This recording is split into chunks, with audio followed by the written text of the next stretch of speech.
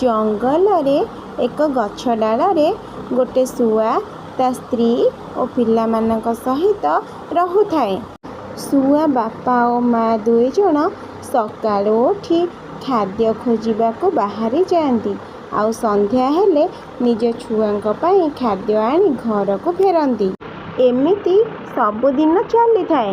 ୟାଙ୍କ ଗତିବିଧିକୁ ଲକ୍ଷ୍ୟ କରୁଥାଏ ଏକ ଶିକାରୀ। ଦିନେ ଶିକାରୀ ଶୁଆ ବାପା ମା ଖାଦ୍ୟ ପାଇଁ ଯିବା ସମୟରେ ସେମାନେ ବସା କରିଥିବା ଗଛ ମୂଳରେ ନିଆଁ ଲଗାଇ ଦେଲା।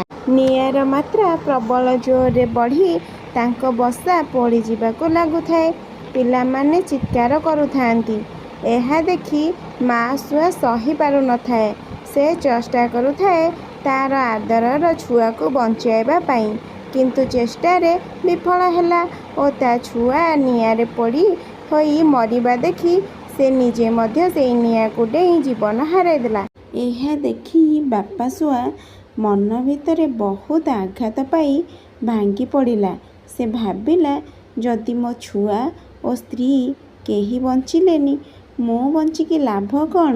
ତେଣୁ ସେ ଦୁଃଖରେ ଜର୍ଜରିତ ହୋଇ ସେଇ ନିଆଁକୁ ଡେଇଁ ସେ ମଧ୍ୟ ପ୍ରାଣତ୍ୟାଗ କଲା।